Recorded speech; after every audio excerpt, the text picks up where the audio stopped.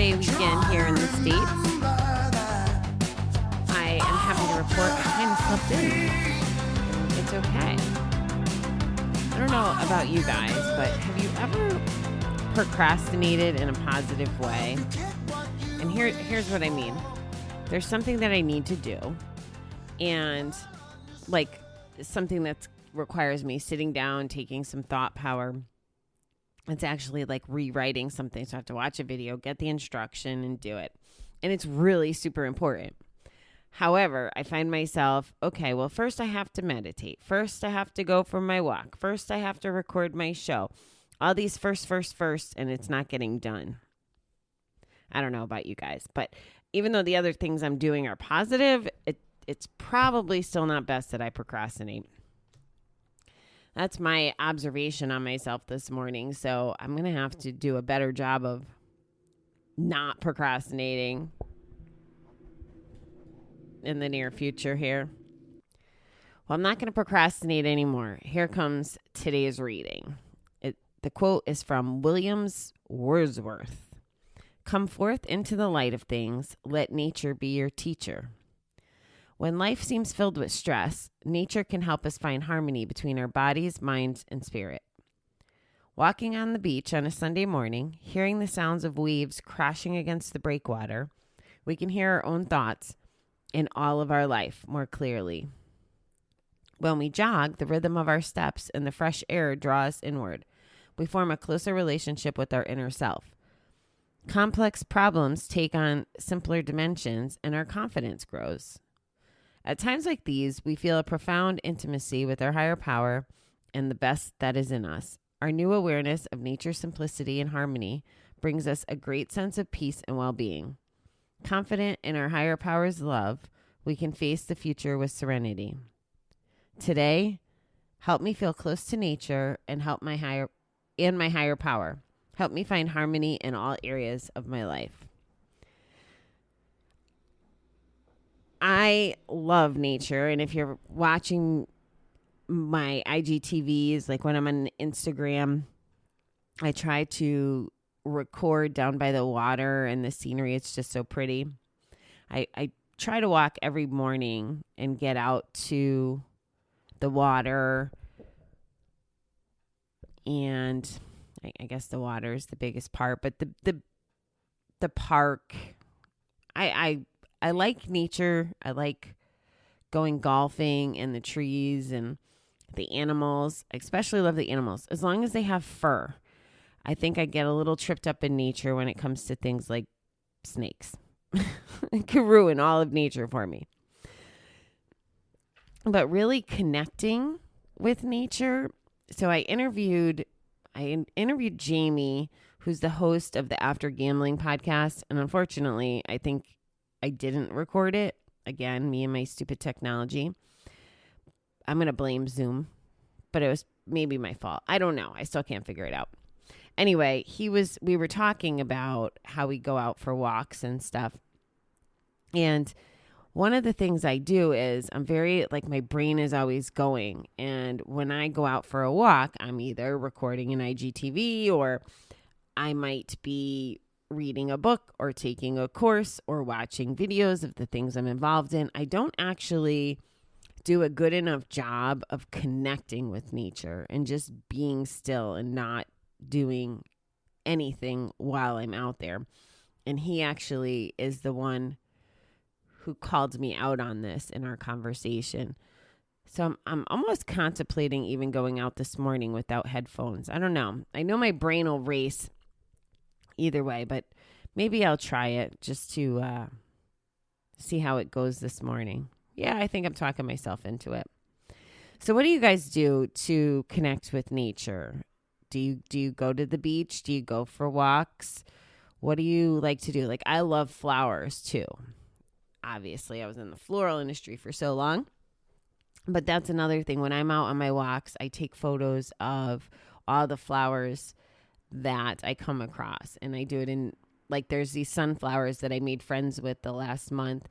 And I've taken pictures of them at all different stages, like when they were budding, when they were popping, when they were blooming, when they were sad because it was raining. That just watching that and enjoying even the little bees that were playing in them because they were more interested in the sunflowers than me. That's another part of nature I'm not crazy about is insects. Anyway, flowers I'm very connected to, and they make me smile. And like I said, they make me kind of stop and photograph them and enjoy them. So what are you enjoying in nature? Do you like to go hiking? That's another thing I love to do. I don't like the heights, but I love getting to the top of the hill or the mountain, wherever it is. It's important to slow ourselves down a little this way, and be mindful of the environment, the nature environment that we're in, for sure. Walking on the beach on a Sunday morning, hearing the sound of waves crashing against the breakwater. Think about this, like all these meditations, all this, relaxing conversation and stuff. So many times we hear about it being at the beach, and people go to the beach for vacation. So it helps us get like reinvigorated and slow us down and appreciate life. And I think that's why they talk about it here. The rhythm of our steps when we jog and we're breathing in the fresh air and we're just going and getting lost in our own thoughts. It keeps us connected to ourselves. I think movement and nature probably help. I'm trying to think of how I picture it in the bucket. And I think that I picture it as like moving the positivity, like just keeping everything fluid and at the top of the bucket instead of having this positive stuff and then ignoring it. I think the movement of the jog or the walking or even the breeze and really dialing into being in nature and outside all help us maintain our positive platform. Remember, we got to protect our positivity. I still love that. And we need to be focused on ourselves. That's rule number one. We have to take care of ourselves. Of course, for those of us that have our universe, our higher power, our God, whatever it is, it's another place to really thank them, talk to them, vent to them, whatever your relationship is like with whoever it is. That's another good place to do it. I mean, I think I talk to the universe even from my apartment, but it's definitely much nicer to talk to my universe when I'm outside. And I think that's probably what I could do a better job of too, is again, instead of being in the rush of my classwork and my this and my that, I think I need to do a better job paying attention. I think I've talked myself into leaving my headphones home. It's going to be a big deal for me, but I think I'm going to do it. Yeah, that's my commitment for today. I'm going to leave my headphones at home, and I'm going to go on my walk right now. So today, help me feel close to my nature and my higher power. Help me find harmony in all areas of my life. So I have to practice what I preach. Yeah, that's totally what I'm doing. I'm landing there. I hope you guys are doing some fun stuff for the holiday weekends. Some fun, safe stuff, I should say. I'll tell you, I might have mentioned I've been working with someone with trying to get off of drugs. And even though drugs weren't really my drug of choice, so to speak, a lot of the things are the same but different, And we started, I don't even know when we started communicating. It was a really weird thing, but we started communicating, and we started at day 1 being drug free and got to, I think, maybe double digits, maybe day 12 or day 14 or whatever. And then we did it again, and I think we made it to a month. And now we've been working on this some more, and we just made it to, I think, almost day 80. So we were getting really close to the 3-month mark. And I'm sharing this with you because I know it's a random thought, but when we were working more like every day, like the rule was he had to check in with me 3 times a day. You know, breakfast, lunch, and dinner was essentially what I was calling it. And before bed, like he had to say good morning, good night, which was, you know, breakfast and dinner essentially. And when he was doing that, I was forcing him in my mind, or not forcing him, but if he was checking in with me, it means he had some accountability, and he had to think about the fact that he didn't want to use. And the last this whole 80-day round, it hasn't been quite as the 3 times a day as the structure we did before, but he was still moving forward. He was, I still don't understand what the heck he's doing. He's in another state, and it's almost like a part-time rehab. Is the only way I know how to explain it from what I know. We don't talk on the phone or anything. This is all like a virtual relationship. Like we use Messenger to communicate. We might voice record messages to each other, but anyway, so it's not any like live dialogue. And his birthday was a couple days ago. And first of all, I'm mad because I missed the fact that it was his birthday. So shame on me. Like I should have known. And in addition to that, so I didn't acknowledge his birthday, which I feel like a piece of shit about. But then also, if I had recognized that it was his birthday, I would have